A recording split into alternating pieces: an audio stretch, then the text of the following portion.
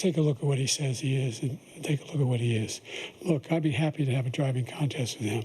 The reason I got my handicap, which when I was vice president, down to a 6. But by the way, I told you before, I'm happy to play golf if you carry your own bag. Think you can do it? That's the biggest lie. He's a 6 handicap of all. I was an 8 handicap. Yeah. 8. Never. But I have, you know how many? I've seen you swing. I know you swing. Let's You know not how act many like rounds- children. President Joe. Trump, we're going to 21 turn. Let's not act like children. They started arguing about golf.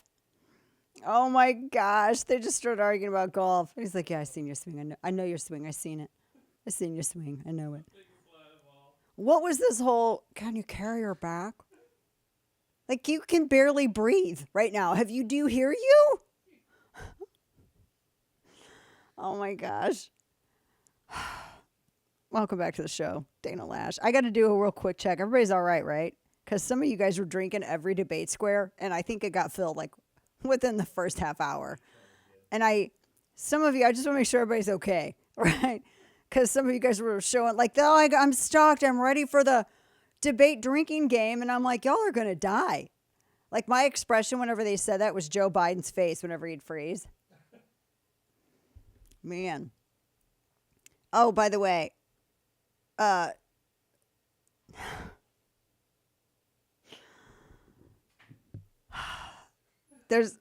on. I'm trying not to get it out of my mouth without bursting out laughing.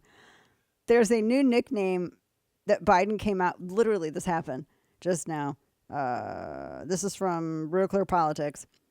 Biden rolls out a new nickname for his opponent. Donald Herbert Hoover Trump. No. What? What in the? That's not real. Is that real? Yeah. You really do that? Yeah, it's real. I guess the jerk store was taken. Like, the hell? What is? How's Trump gonna recover from this? Wow, Donald Herbert Hoover Trump. I think only people that are Biden's age and maybe people who read history are going to understand that. Actually, only people who read history are going to understand that. Wow. Okay. It just is getting dumber. It's getting dumber. I really, really want to just caution you guys. Because we got 130 days till the election. It's going to get stupid crazy. First off, you have people that are not just going to allow Republicans to win, right? They're not going to allow it. It's not going to happen. They don't want it to happen. That's number one. Number two, you have Democrats that are just not going to let you push Kamala aside, and Democrats that are not going to let Kamala ascend, and they're going to want Gavin. And then you got Biden, who's not going to go anywhere because he's digging his old man feet in. I don't know. It's going to be crazy. This is going to be crazy. It's a very unprecedented time, I think, with all of this. And I still, again, maintain that I don't, everything, what's going to happen is after the convention. That's when everything's going to kick off, after the Democrat convention. Up until then, it's just going to be back and forth. It's going to be palace intrigue. It's going to be, pettiness, etc. Up until then. After that, Katie bar the door. After the Democrat convention, Katie bar the door. And the convention is in August. So it's August 19th through the 22nd. And it's going to be wild. And that will happen. And then afterwards, some of the theories are that's when they'll move to replace him. And they can. They just can't swing over Biden's war chest. And they do have delegates. They had super delegates. It's a really weird thing, the way that the party is structured. And they tried to change some of it. And I think what is it? Steve grabbed Nicole Wallace talking about some of this, because just like a quick note, it's the Democrat convention and their delegates are not like the Republican delegates. They had super delegates. It's one of the ways that Hillary Clinton was actually able to get the nomination over Bernie Sanders, because Bernie Sanders actually had more pledges than Hillary Clinton did, but Hillary Clinton had more super delegates, and super delegates can actually swing it one way or the other. I mean, it's total chaos.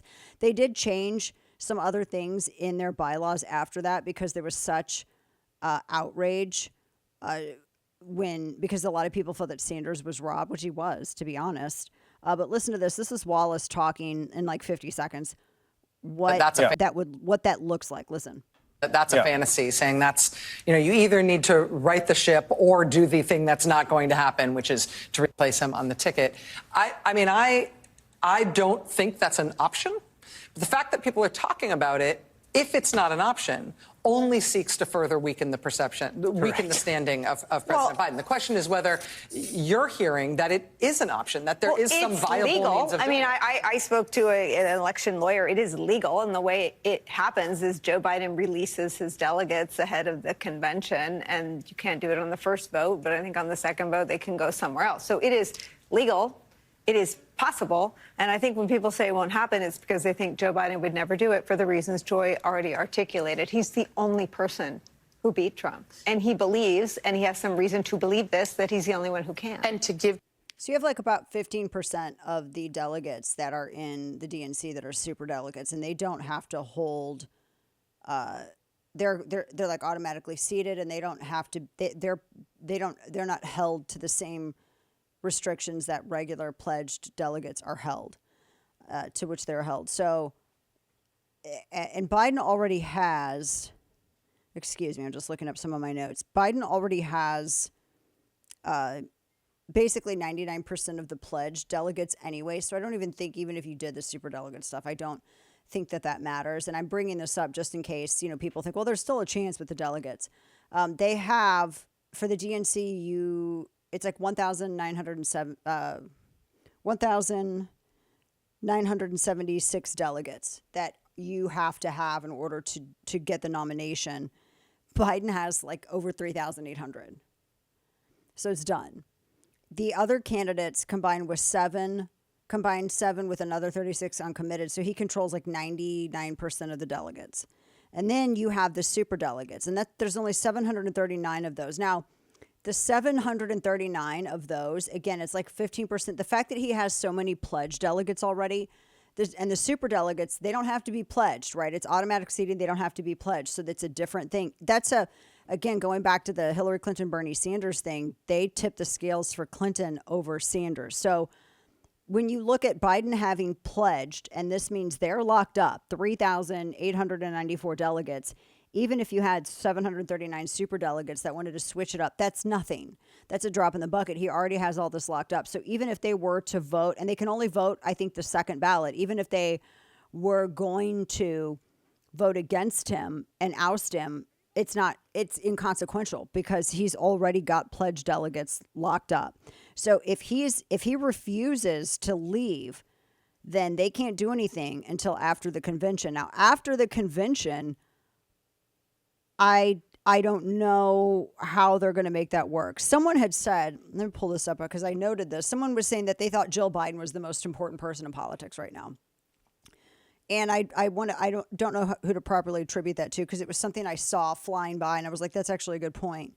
And it's a good point because I think she's the only person that could actually get in his head and tell him it's time to step back. And she's not going to do it because she enjoys being first lady. She likes the accolades that come with that. Look, this woman, don't think that she doesn't. She knows exactly what she's doing. This is the woman who let him sacrifice his family to seek public office because she liked all the stuff that came with being the man married to the who has that title. I mean, she likes it. So I don't know. He's not going to withdraw. It's not going to happen. Do you remember that when back in 1968, and there was a Time magazine piece that talked about in 68, LBJ, he was the incumbent. He was the front runner for the nomination for the Democrat Party. He said that he's not going to seek or accept the party's nomination, and that came because he was about to lose New Hampshire to Eugene McCarthy. And then you had the VP who was nominated, and then he ended up losing to Nixon. That was Hubert Humphrey who ended up losing to Richard Nixon. And that was after RFK. He lost to Nixon after that was the same campaign season that RFK was shot and killed in Los Angeles. And so that's the only time, and that was a huge shock at the time, because he's read the tea leaves, so to speak.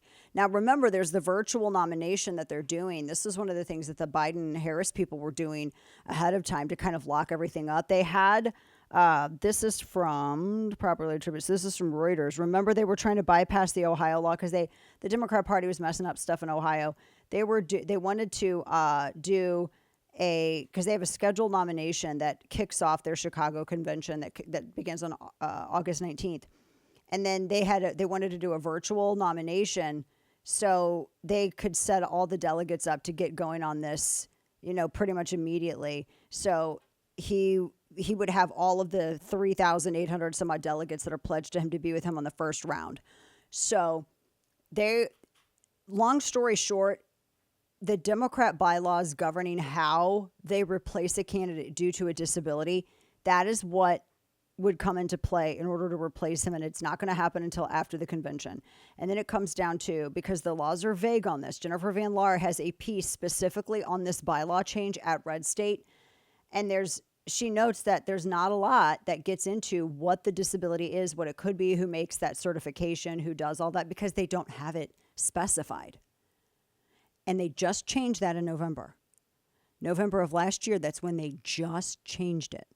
And they made it very non-specific. Very interesting. So this is all going to be palace intrigue. You're going to see a lot of Gavin Newsom.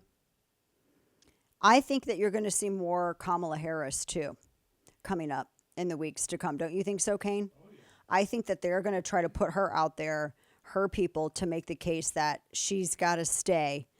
And she's also the only one per campaign finance law, that can take Joe Biden's campaign war chest should he get out of office. He's the only one that can do that if he if he leaves, if he decides he's not going to accept the nomination or he's not going to go. So she was the only one who could take it. I don't know what they would have to do to change that in order for Newsom to do it. So we actually may have to have Jennifer on next week to maybe specifically ask her about that, because that's one thing that I have not seen. And I don't think anybody has an answer on, because that, I think, requires a change in campaign finance law. So that means you're looking at Congress. What? But then again, to muddy it up more, when have they ever followed the law? Guys, when have they ever followed the law? $1 million question. So like I said, you're going to see a lot more Newsom. You're going to see a lot more Harris. And Biden's not dropping out. Not dropping out. Not at all. He's not going anywhere. And I'll add this one last thing.